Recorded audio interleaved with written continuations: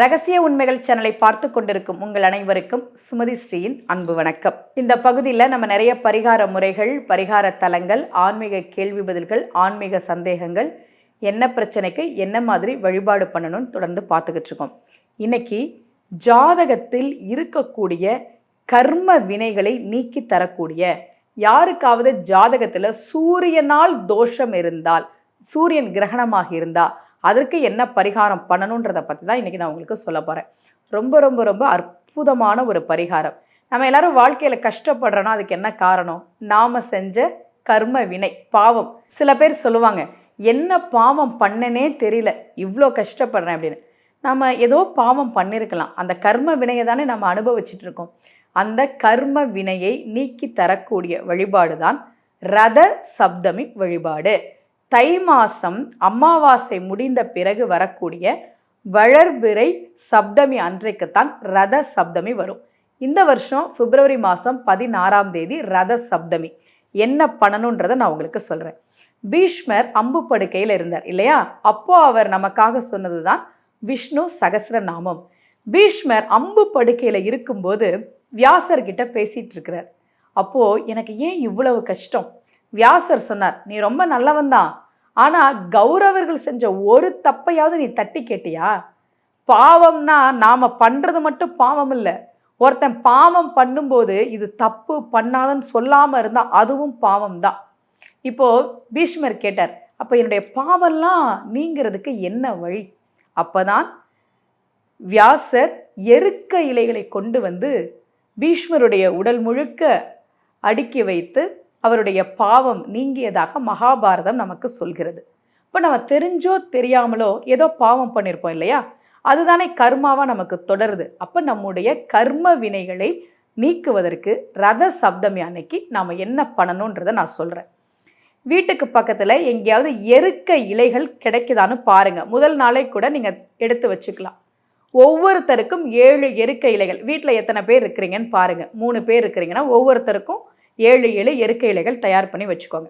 ரத சப்தமி அன்றைக்கு பிப்ரவரி 16ஆம் தேதி 7 எருக்க இலையை ஒன்றா வச்சு அதில் கொஞ்சம் அட்சதை தெரியும் இல்லையா? அரிசியில் மஞ்சள் தடவி நம்ம அட்சதை வச்சுருப்போம். வீட்டில் பூஜை ரூமில் அட்சதை வச்சுருப்போம். அந்த எருக்க இலைகளில் கொஞ்சம் அட்சதை வைங்க.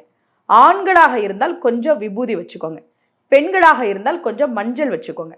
இப்போது இந்த 7 எருக்க இலையிலையும் கொஞ்சம் அட்சதை, ஆண்களாக இருந்தால் அது கூட கொஞ்சம் விபூதி, பெண்களாக இருந்தால் கொஞ்சம் மஞ்சள் எடுத்து தலையில் வச்சு கிழக்கு பக்கமாக நின்று நீராடணும். இதே எருக்க இலைகளை 2 தோளில் வைக்கணும், 2 கையில் வைக்கணும், அப்படி ஒரு முறையும் உண்டு. நான் உங்களுக்கு ரொம்ப எளிமையாக சொல்கிறேன். 7 எருக்க இலைகள் எடுத்துக்கோங்க. அதில் கொஞ்சம் அட்சதை வச்சு, ஆண்களாக இருந்தால் கொஞ்சம் விபூதியும், பெண்களாக இருந்தால் கொஞ்சம் மஞ்சளும் வச்சு, சூரியனுக்குரிய திசை என்ன? கிழக்கு திசை. கிழக்கு திசை பார்த்து நீராடணும். இதை சூரியன் உதித்த பிறகு தான் செய்யணும். அப்படி நீராடிய பிறகு எப்படி பீஷ்மருக்கு அவர் செய்த பாவமெல்லாம் நீங்கியதோ அது மாதிரி போன ஜென்மத்தில் நம்ம ஏதோ பாவம் பண்ணியிருப்போம். ஏன் சொந்த வீடு இல்லாமல் கஷ்டப்படுறோம்? 50 வயசு ஆயிடுச்சு, எனக்கு இன்னும் சொந்த வீடு அமையலையே, எங்கள் அம்மா அப்பா என்கிட்ட பேசுறது இல்லையே, ஏன் எனக்கு கையில் பணம் சேர மாட்டேங்குது? அப்போ போன ஜென்மத்தில் நான் பணத்தை மதிக்காமல் இருந்தேனா? ஏன் என்னுடைய பிள்ளைகளை நான் மதிக்கலை? அப்போ போன ஜென்மத்தில் என்னுடைய பிள்ளைகளை நான் மதிக்காமல் இருந்தேனா? இப்படி தெரிஞ்சோ தெரியாமலோ நாம் செய்த அத்தனை பாவங்களும் நீங்கும் என்பது நம்பிக்கை. நீங்கள் இதை செய்யுங்க. ரத சப்தமி அன்றைக்கு 7 எருக்க இலைகளை தலையில் வைத்து நீராடுங்கள். கிழக்கு பார்த்து நீராடி முடித்த பிறகு வீட்டில் எங்கே சூரிய வெளிச்சம் வருதோ அந்த இடத்துல ரத கோலம் போடணும். கோலம் போட்டு அந்த இடத்துல நெய்வேத்தியம், தீப தூபம்லாம் வச்சு சூரிய நாராயணர் பூஜை செய்யணும். எங்களுக்கு அதெல்லாம் செய்ய தெரியாதுன்னா கவலையப்படாதீங்க. நீங்கள் யூடியூப்பில் போய் ஆதித்ய ஹிருதயம்னு டைப் பண்ணிங்கன்னா சூரியனுக்குரிய பாட்டு வரும். அதை வீட்டில் நீங்கள் ப்ளே பண்ணுங்கள், ஒலிக்க விடுங்க. ஆதித்ய ஹிருதயம் கேளுங்க. இல்லை எங்களால் ஆதித்ய ஹிருதயம் சொல்ல முடியும்னா ஆதித்ய ஹிருதயம் சொல்லுங்கள்.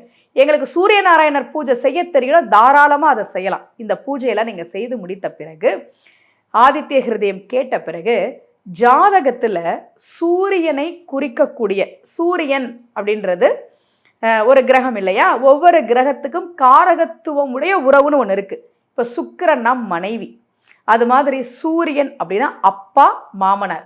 வீட்டில் அப்பா இருந்தாருன்னா, மாமனார் இருந்தாருன்னா அவங்க கிட்ட ஆசீர்வாதம் வாங்குங்க. சூரியனுக்குரிய தானியம் என்பது கோதுமை. கோதுமையால் செய்யப்பட்ட உணவை அன்னைக்கு நீங்கள் எடுத்துக்கோங்க, சாப்பிடுங்க. சூரியனை கையெடுத்து கும்பிடுங்க. ரத சப்தமி அன்றைக்கு தலையில் எருக்க இலை வைத்து கிழக்கு திசை பார்த்து நின்று நீராடி விட்டு ரத கோலம் போட்டு சூரிய நாராயணர் பூஜை செய்வது, ஆதித்ய ஹிருதயம் கேட்பது, சூரியனுக்குரிய கோதுமையால் செய்யப்பட்ட உணவு வகைகளை எடுத்துக்கொள்வது, மாமனார் அப்பாவிடம் ஆசீர்வாதம் வாங்குவது, சூரியனை வணங்குவது, இதெல்லாம் செய்கிற போது நிச்சயமாக நாம் செய்த கர்ம வினைகள் அனைத்தும் நீங்கும்.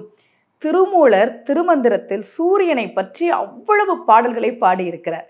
அண்டாதித்தன், பிண்டாதித்தன், மன ஆதித்தன், சிவ ஆதித்தன் என்று பல பாடல்களை அவர் பாடியிருக்கிறார். அதில் ஒரு பாட்டு சொல்கிறேன் பாருங்க. பகலவன் மாலவன் பல் உயிர்க்கு எல்லாம் புகழ் அவனாய் நின்ற புண்ணிய நாதன் இகல் அற ஏழ் உலகும் உற ஓங்கும் பகலவன் பல் உயிர்க்கு ஆதியும் ஆமே. இந்த உலகத்தில் இருக்கக்கூடிய அனைத்து உயிர்களுக்கும் ஆதியாக இருப்பவன் பகலவன் என்கிற ஆதித்தன் என்று திருமூலர் பாடுகிறார்.